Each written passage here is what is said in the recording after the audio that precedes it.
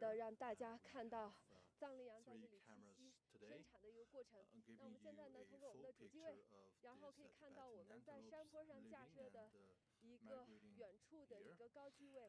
And you 那 can see 这 that 个 we 机位 have 呢，可以 a 让各位网友一 high-ling 会儿能更清 camera 楚的看到 right in 藏 the 羚羊 distance. 在这个 So 片 this 山 one 坳 is 里面 able to 栖息生产的一个过 show 程。 you 那还有一个机位呢， how 就是 those 在我们 Tibetans 右手 calve 边， here. 我们可以用 And 我 we 们 have 的 another 手机 camera 位 which is on 来 my 看一下 right 右手边 hand. 也是用 And 一 you 个 can 很高 see 镜头在 we 带 have 大家 a 近距离的观看 very 藏 advanced 羚羊 gear 产子的一个过程。 that is capturing the magnificent scene of calving of Tibetan antelopes. 的一个什么状态？ So tell us the status of the antelopes here. So we are literally 1 kilometer away from the Tibetan antelopes. We can only see the Tibetan antelope flocks. We cannot see them very clearly. If we want to see them very clearly, we have to carry these gears and walk very quietly and approach those 那技 antelopes 术老师呢，我们也 because 是 they 围 are 着 very timid animals in 在 nature 路上 and 在这 we 条 don't 道 want 去 to 的 scare 话， them 在 away. 这里边走了将近13天的时 So 间。我们可以看 my 到 colleague 这 has 台 been 很大的机器 actually staying here for 13 days and he is working with his gears in this high altitude area. And you can actually follow the footage behind me. You can take a look at the snow-capped mountains behind me, and I'm right now at a mountain valley, and you can probably hear the wind from my microphone, and you can see that it's very sunny behind me, but on my right side, the clouds are gathering. And we have an altitude of 4,900 meters, which is 100 meters higher than where I was yesterday. So that is why I'm having problem breathing, actually. So the Tibetan antelopes are gathering in flocks here because this is a place with very good natural scenarios and natural environment, and we can zoom in a picture and see clearly what are those antelopes doing. Some of them are just eating grass, some of them are just lying on a grassland having a rest. Some of the antelopes, they are very cautious and they are looking out for their peers. Whenever there is any danger, they will sound the alarm so that they can run away very quickly. So this is a vast land without any visual obstacles. So we have with us CGTN, who is from the management office of this natural reserve. So please say hello to our viewers. Hello, my name is Xi Junqian. I'm from the management bureau of the Altun Mountains National Nature Reserve. So as we have learned, this is the largest flock of Tibetan antelopes that we have ever found over the past few days, and it's 1,000 to say the least. And so why do they choose this place to give birth to their offsprings? Because this place is surrounded by mountains on all 3 sides, so it's very well protected. And also we have very good water and grass here, so that is what's attracting those Tibetan antelopes. So yesterday when we were at the Rabbit Lake, the lake has salty water, but take a look here. The water comes directly from the snow-capped mountains, which is fresh water. So at the watershed of the lakes, we have very good plantations. Although it's not as large as those plantations in lower-lying grounds, but this is very high quality. Yes, because we have the best water quality and the best quality of plantation. So how did you find this place? How did you find that large flocks of Tibetan antelopes giving birth to their offsprings here? Well, actually, in the 1980s, when visitors came, they found that the Tibetan antelopes are migrating from the north to the south. So they found the Tibetan antelopes here. In 1993, a group of visitors came, a group of researchers came, and they want to understand the full picture of migration of antelopes. And then eventually in 1999, when they were monitoring the status of antelopes, and they found out that there were a great number of newborns in Rabbit Lake. And then we had started monitoring the region on an annual basis. So that is basically from the end of June to early July. And by August, after giving birth to their newborns and after having a rest, they will go back to their habitat. And over the past few days, we have taken some very nice shots and footages.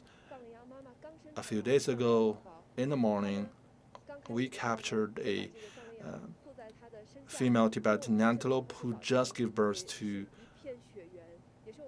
her baby, and he was protecting the baby, the newborn, with her body. So it was in a veld that is covered by the snow, and you can see that the mother antelope is licking her newborn, and within a few minutes, the little one could get up on his feet.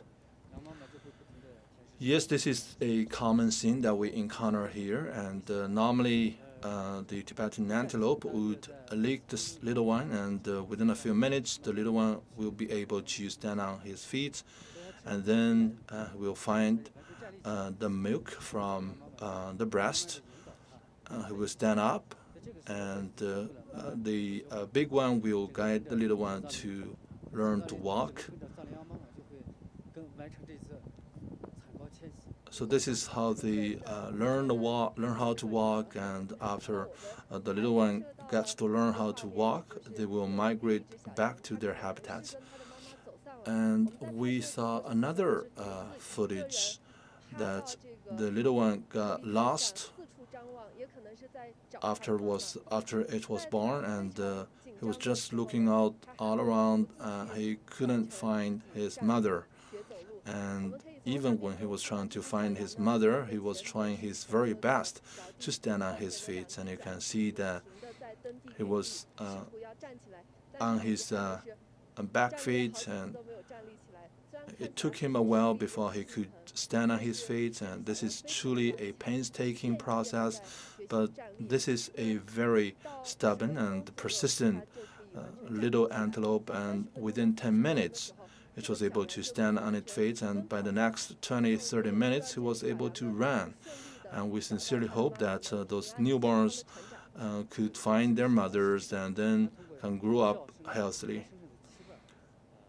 And they try to find their mother through the odor and through yelling. In this process, as we were observing this area, I believe that this is a pattern or the law of nature, and we actually saw some of the newborns captured as prey by eagles and by wolves. This is truly heartbreaking to see, but this is part of nature. Each and every day, we could find some bodies of the newborns, and sometimes we could identify some bodies of the female, the pregnant Tibetan antelopes who just give birth to their newborns. And we collect a lot of samples so that we can carry out some subsequent researches from a genetic perspective. So why do we have to conduct genetic researches? Well, through molecular research, we get to know where are they from. What are their species? Are they from Qiangtang, or are they from Altun Mountains? So we will know better about the picture. And today, we picked up part of the remains of the newborn while walking together with Mr. Xu, and So we're gonna conduct a quick research of the samples. So what is this? This is 95% of alcohol. We have some tubes here. These are some of the feces that we collected over the past few days. We can abstract the genetic samples from the feces.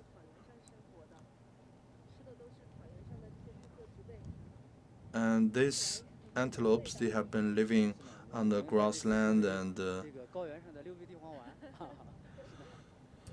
so this is actually very organic.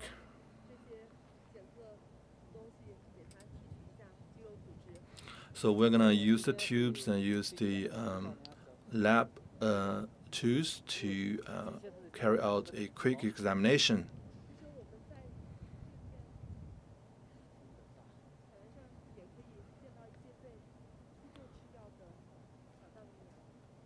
And we also found some of the newborns preyed by big eagles. So we need to pour the alcohol into this little tube. And then we'll cut a slice of the muscle tissue of the newborn. So this one has been laying here for 3 to 4 days, and you can see that the muscle tissue has actually dried. So we have to cut a slice of fur from the leg, and this one must be eaten by a wolf. So how many tubes do you have to collect? So we need to collect 2 to 3 samples.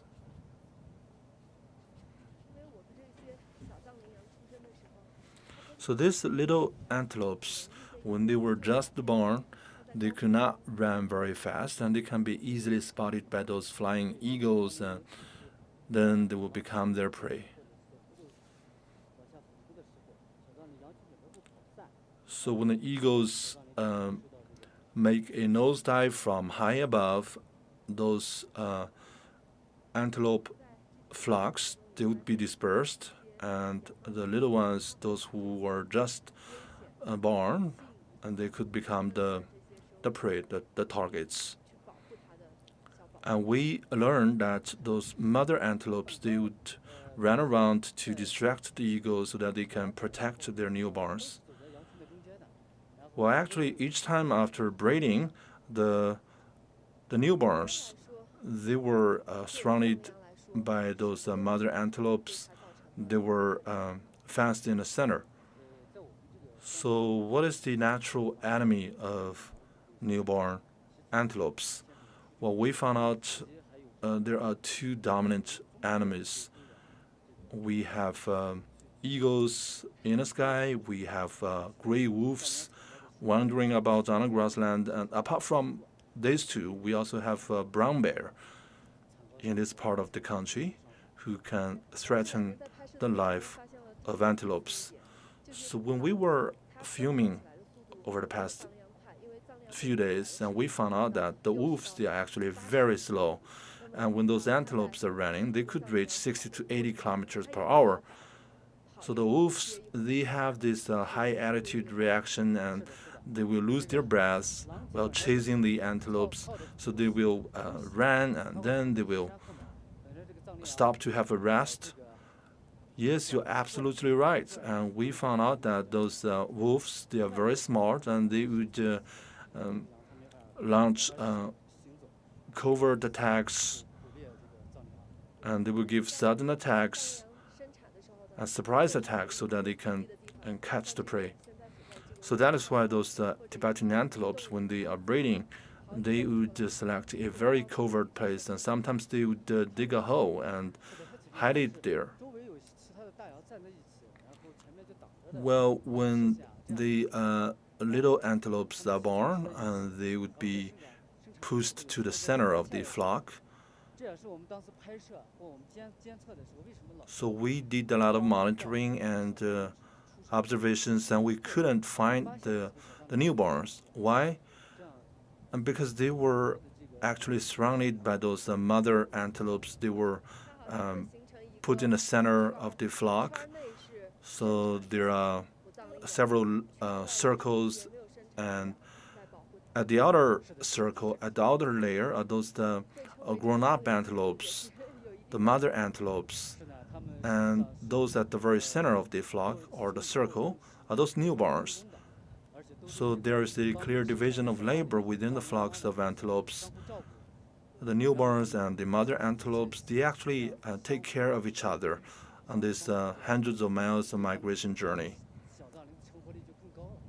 So this is very useful in raising the survival rate of the Tibetan antelopes. So that is why they would merge together into large flocks. The larger it is, the safer it is.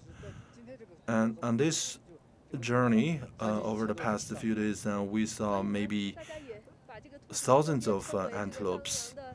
So that is why people call the Rabbit Lake the delivery room of Tibetan antelopes, because we have abundant water resources, and we also have a very natural mountain valley.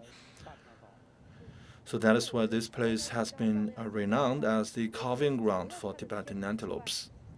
So apart from the enemies, the enemy animals, what are the other dangers that the Tibetan antelopes may face? Well, we found out that there's also some impact from human activities. And we believe that the most romantic thing is an encounter without interruption. So when you run into the flocks of Tibetan antelopes, you should not honk your vehicle, you should not disturb them. So we hope that in the future we could have some system that allows us to observe their activities virtually. So we don't need to come here physically to observe them, because they are timid animals in nature. So they're very cautious, and when they see human beings from a distance, they would just very naturally escape at a very high speed, and this is not very good for those pregnant antelopes. So that is why we have been improving our monitoring means, and when we do monitor, we stand at a distance of at least 2 kilometers away, so we won't disturb them. So we are roughly 2 kilometers away from the antelopes, and you can see that we are wearing dark-colored clothing, and that is very similar to the color of the grassland. And if we wear bright-colored clothing, we can be easily spotted by the antelopes, and then they will be scared, and then they will run, because some of them, they are pregnant, and they will have a miscarriage, and they will have a difficult time delivering their baby. So that is why we have to minimize human interference over the natural breeding of the antelopes. So we just collected some samples, and after accumulating sufficient samples, we'll be able to understand their genetic sequencing. Exactly after collecting the samples, we are working together with the Sanjiangyuan National Nature Reserves. We are working together also with the Altun Mountains National Nature Reserves to conduct joint research, so that we know how many antelopes are from the Qinghai area and how many antelopes are local here in Xizang Autonomous Region. So this is very helpful in understanding where they come from. Over the past few days, we found out that there is a pattern that they follow in their living style, and the big ones will protect the little ones, and even when they are not pregnant antelopes giving birth to newborns, and they would protect the newborns of others. Yes, this is truly the situation, because in the 1950s and 1960s, we had a massive illegal hunting in this part of the country. So it was from then that we started to pay attention to the protection of Tibetan antelopes. Once we encountered a great number of the antelopes that were pregnant among those illegally treated. Well, coming back to Sanjiangyuan, or the Three River Source region, there is a strong sense of responsibility because we are coming close to these antelopes. And let me show you one case or one bag that is very special. And tell us how old this bag is. Well, this is actually 40 years old. And it was a gift from my colleagues who retired 40 years ago. We worked together at the Altun Mountains National Nature Reserve. I think this is an inspiration and encouragement, and we will pass on a baton and carry forward these responsibilities. So this is the spirit of the managers and workers at the Altun Mountains National Nature Reserve. It is with such spirit that they have helped improve the population of Tibetan antelopes from 5,000 to 65,000. Yes, this is a very important set of data. This actually came from the Xinjiang Forestry Research Bureau. All right, dear viewers, and this is the end of today's program. Tomorrow, we're going to follow the steps of Mr. Xu again and take you up close to the breeding scene of Tibetan antelopes. And we're going to take you to a different place and to see how the Tibetan antelopes calve and give birth to their next generation. Thank you very much for watching. Bye.